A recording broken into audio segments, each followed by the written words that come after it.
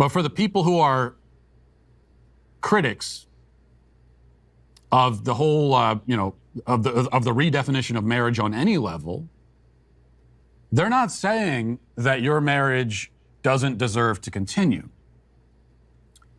What they're saying is that your marriage can't exist because marriage is a particular thing, and your relationship does not fall into that category. That's the argument. Now, that's a terrible argument. It's a terrible fucking argument. Look, this argument's baffling. Look, we can go round and round. We can go toe to toe with a social constructionist over biological sex categories, right? Yes, right. Marriage is 100% a social construct. Like, there's no ifs, ands, or buts about it, right? Marriage is something an institution we have constructed. Right. So, yeah, we can change that at will. Well, it's funny because, and I think part of the reason he's using redefining is because he's trying to hearken to the redefining what a woman is. I know. But if you actually think about it beyond the surface level, it's literally the opposite. He's actually on the opposite side. He's on the we need to redefine women side. Because in the what is a woman argument, you have basically the trans activists. They're trying to win the argument they're trying to win by using a word argument. Yes. Okay? A word argument is when someone doesn't make an actual point. They just try to say, the words dictate that I am correct in the situation. Right. So, like, by for definition, example, yeah. Right. So, like, for example, we saw that they try to redefine racism to mean power plus privilege equals racism. Right. And the reason that they were doing that is because they basically wanted it to be okay to be racist against white people. And so they got mad, or they were tired of whenever someone was racist against a white person, the white person would say, hey, that's racist. And they want to be like, say, well, no, it's not racist because we've redefined racism to mean something different. Right. They're not actually, like with the P plus P equals R thing, they're not giving a coherent, logical argument for why that racism should be defined that way. They just want it to be defined that way so they can win a word argument. They say, no, I'm using these words, so you are wrong. And that's exactly what was going on with the what is a woman argument, is that you have sort of the trans activists want to say there's no categorical difference between a trans woman and a cis woman. They're the same thing. And you say, well, wait a minute. Logically, they're not the same thing. You need to construct some kind of argument to explain why they are the same thing. And they say, no. We're not going to do that. There's no logical argument here. It's just a word argument. They're just the same thing. And that's why whenever Matt or anyone would ask him a question like, well, can you define what a woman is? They couldn't actually do it because there was never an argument to begin with. Yeah. Because they just want to win a word argument. And now Matt is on the exact opposite side. Right. Because you can say, well, here's a series of logical reasons why we should allow gay people to get married. Increases stability. It definitely conforms with liberal principles of individual rights that our country is founded upon. There's actually no reason, under our current legal system or even culture, why you would be against this. You could, you list off like a series of reasons of why you want, gay marriage to be legal. Monogamy is good. Monogamy is good. Right. It's going to create stable environments for children, human rights, blah, blah, blah, blah, blah. You list all these reasons why you would want to do it. Mm-hmm. And then Matt Walsh's defense is not to list logical reasons to counter that. It's to say, but words, it's defined this way. Words, you can't change the words. So he's literally making the same argument as the people he was fighting against in his What is a Woman video. Yeah, that's the irony is not lost on me. This is crazy to me. I guess if all you have is the word argument, you're like, fuck it, I got to do it. We can't change it because someone somewhere wrote a word on a piece of paper, so we're not allowed to ever change anything. Well, this is like, okay. What? I mean, I understand the traditionalist perspective that, changing things does sometimes come at a cost, but But he's not even vocalizing that. Even Jordan Peterson vocalized that. That's Jordan Peterson's whole thing, is that you have these traditional institutions, and sometimes changing these things can have unintentional consequences. Yes. So you have to be careful when you change them. Okay.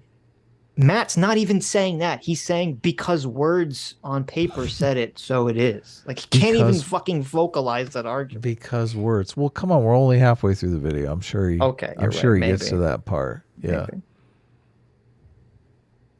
Now, I realize that's still going to offend you and make you upset, but that is the argument, and it's actually a really important distinction. Because. Mm-hmm. Tell us. As I tried to explain last week, and as many people have attempted to explain, this is all a question of definition. Mm-hmm. And the idea for thousands of years is that marriage, by definition, is an in-principle procreative union between a man and a woman, and it serves as the foundation of the family, which serves as the foundation of human society. That was the answer. That was the definition. That's what it was. That's it. So first of all, this is such a bad argument because it's not even fucking true. It's literally not true. For most of human existence, marriage was not about love. For most of human existence. But it was about procreation, though. It was. He never said love. I understand that, but we're getting there. Okay. Okay. And he's leaving that out intentionally because he's being very dishonest. Okay. Okay. For most of human existence, marriage, the point, actually, like when you look into the history of marriage, from the earliest cultures, the point of a marriage ceremony and marriage was to specifically make sure that there was a determination for the lineage of your children, so that you could, pass down your property to your child, essentially. Well, and know that your actual lineage was getting it. Yes, and then make sure that it was actually your child getting it. Yeah. That was the point of marriage, okay? So the point of marriage was to make sure that your kids were yours, and was so that you could give them your shit when you die. And, for most of human existence, and as you pointed this out, I think last week, you didn't choose who you got married to. Yeah. Your fucking parents chose who you got married to.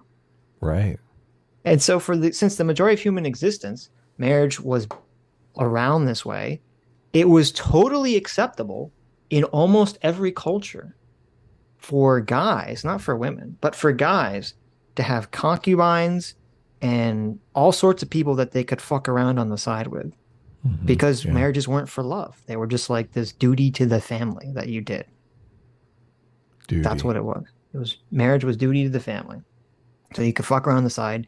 No one really gave a fuck, really, in a lot of these cultures at all. Yeah. And a lot of these cultures, if you were gay, you would still get married and have kids, and then you just fuck a bunch of dudes. And everyone's like, all right, whatever. I don't care. As long as you get married and have kids, they don't really give a shit. This is why this is so... And then on top of that, for a lot of human history, at least once we moved out of the hunter-gatherer phase, almost every culture had allowed for the rich upper class to engage in polygamy. Yep. Where one man was able to marry multiple women, including the fucking Bible. Yep.